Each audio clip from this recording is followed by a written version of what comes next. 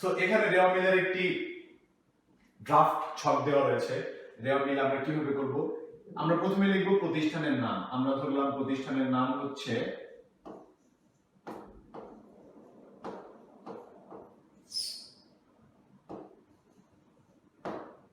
Rumpa enterprise.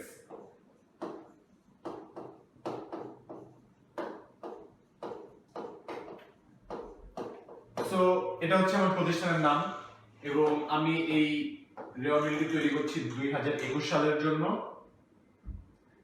June মাসের 31 তারিখের রেওয়া মিল। So এখন আমরা কি করব, এখন আমরা ক্রমিক নাম্বার দিব 1, অর্থাৎ 1 আমাদের যদি এখানে থাকে ক্রয় হিসাব তাহলে আমরা এখানে লিখব ক্রয় হিসাব।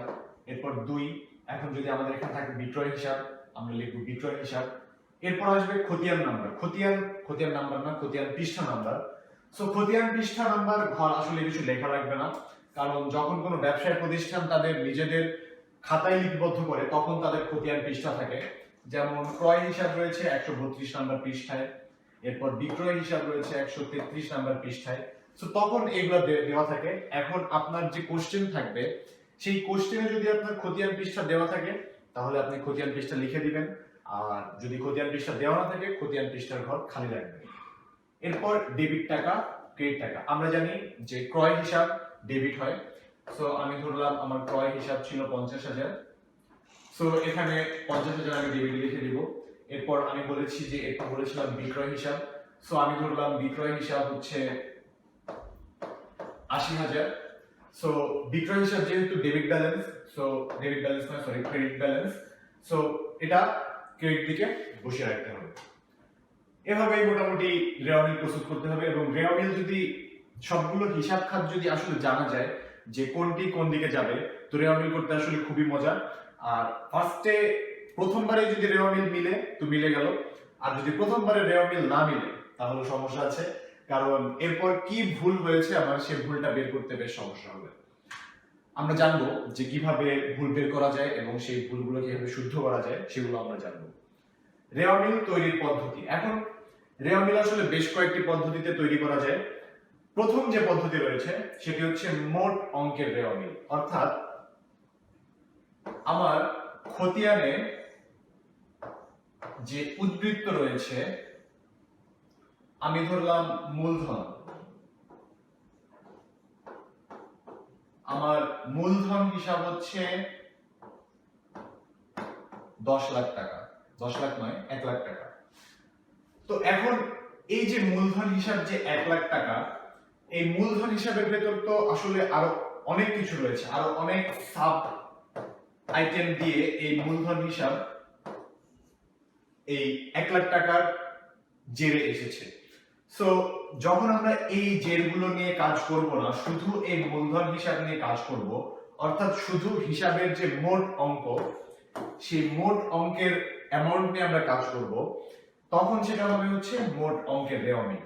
আশা করি ব্যাপারটা ক্লিয়ার যে আমরা মূলধনের ভেতরে যে সাব আইটেমগুলি আছে যেগুলো নিয়ে মূলধন গঠিত সেগুলি আমরা ধরবো না, আমরা ধরবো শুধু মূলধন হিসাব। সো এভাবে আমরা মূলধন হিসাব আনতে পারি, সম্পদ হিসাব আনতে পারি। সম্পদ হিসাবের আন্ডারে আরো অনেক কিছু থাকে, আমরা সেগুলো আনবো না, শুধু সম্পদ হিসাব।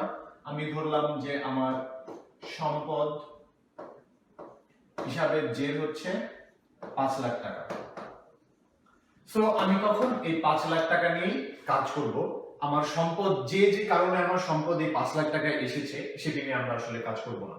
তো দেখা যাক এখানে কি বলা আছে, খতিয়ানস্থ হিসাবের ডেবিট ক্রেডিট দিকের যোগফল, অর্থাৎ খতিয়ানে যে হিসাবগুলি আছে সেগুলির ডেবিট ও ক্রেডিট দিকের যোগফল, অর্থাৎ আমার যোগ করতে হবে না, আমার যোগ করাই আছে। সো ওই যোগফলগুলো আনবো এবং ওই যোগফলগুলো এনে খতিয়ানের ডেবিট দিকে যেগুলো আছে সেগুলো আমি ডেবিট দিকে বসাবো, খতিয়ানের ক্রেডিট দিকে যেগুলো আছে সেগুলো আমরা ক্রেডিট দিকে বসাবো। এরপর বসিয়ে টোটাল অ্যামাউন্টটা যোগ করে ফেলবো। যোগ করে ফেললে যদি হিসাবে কোনো ভুল না থাকে তাহলে আমরা জেনে যাব যে আমাদের টোটাল যোগফল কত।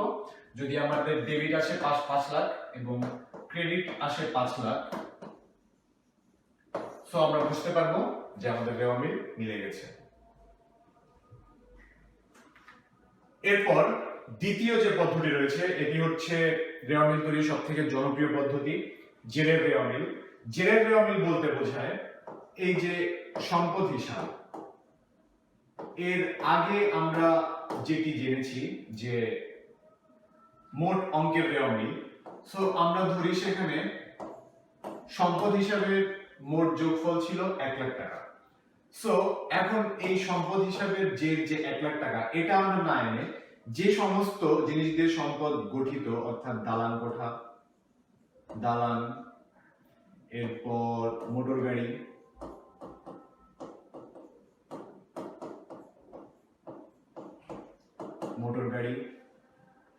এরপর ধরা যাক যে আমার রয়েছে অগ্রিম ভাড়া,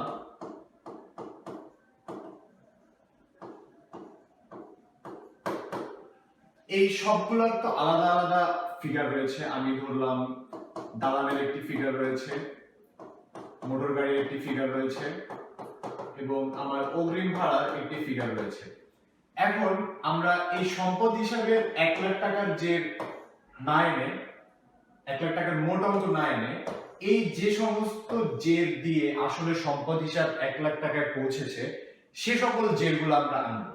কারণ তখন আমরা পয়েন্ট টু পয়েন্ট দেখতে পারবো যে আমরা যদি অগ্রিম ভাড়া ক্রেডিট করে দেই, অগ্রিম ভাড়া হচ্ছে আমাদের সম্পদ, কারণ আমরা ভাড়াটি আগে দিয়ে দিয়েছি।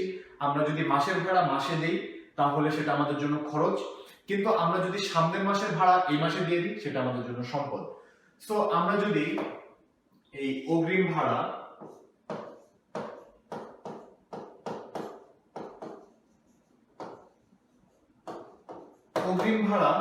যদি আমরা ডেবিট না করে ভুলে হয়তো আমরা ক্রেডিট করে দিলাম, সো এটা আমাদের তখনই চোখে পড়বে। কিন্তু আমরা যদি মোট অঙ্কের রেওয়া মিল করি তাহলে এই যে অগ্রিম ভাড়াটা যেটা রয়েছে সেটার আসলে কি হয়েছিল, সেটাতে কোনো ভুল আছে কিনা, সেটা আমি আসলেই ডেবিট দিকে বসিয়েছিলাম কিনা সেটা কিন্তু জানা যাবে না। কেন জানা যাবে না? কারণ সেখানে মোট অঙ্কটা রয়েছে, সেখানে নির্দিষ্ট জের নিয়ে। সো জেরের রেওয়া মিল এই কারণে তো জনপ্রিয় যে এখানে প্রতিটি জের ডেবিট দিকে বসানো হয়েছে কিনা, ক্রেডিট দিকে বসানো হয়েছে কিনা সেটি ক্লিয়ারলি জানা যায় এবং এই কারণেই এটি বেশি জনপ্রিয়। তো দেখা যায় এখানে কি লেখা আছে, খতিয়ানের ডেবিট জের ও ক্রেডিট জের। এটি ডেবিট জের আমরা আনবো এবং ক্রেডিট জের আনবো এবং সেটি এনে ডেবিট জের রেওয়া মিলের ডেবিট দিকে বসাবো, ক্রেডিট জের রেওয়া মিলের ক্রেডিট দিকে বসাবো। বসানোর পর কি করব, ক্যালকুলেটরে সব অ্যামাউন্ট গুলো বসাবো, বসিয়ে ইকুয়াল চাপবো, তখন আমাদের একটি ফিগার চলে আসবে। ফিগার যদি আমাদের মিলে যায় 5 লাখ টাকা টু 5 লাখ টাকা, তো আমাদের বুঝতে হবে আমাদের রেওয়া মিল মিলে গেছে। এরপর 3 নাম্বার যে পদ্ধতিটি, এটি হচ্ছে আগের যে দুটি পদ্ধতি সম্পর্কে আমরা জেনেছি সেটির মিশ্র পদ্ধতি। মানে এখানে মোট অঙ্কও থাকবে, এখানে জেরও থাকবে। কিভাবে থাকবে? আমরা ধরি যে সম্পদ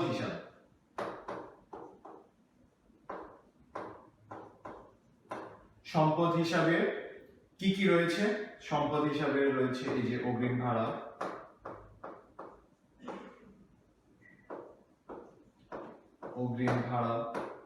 এরপর দালান কোঠা,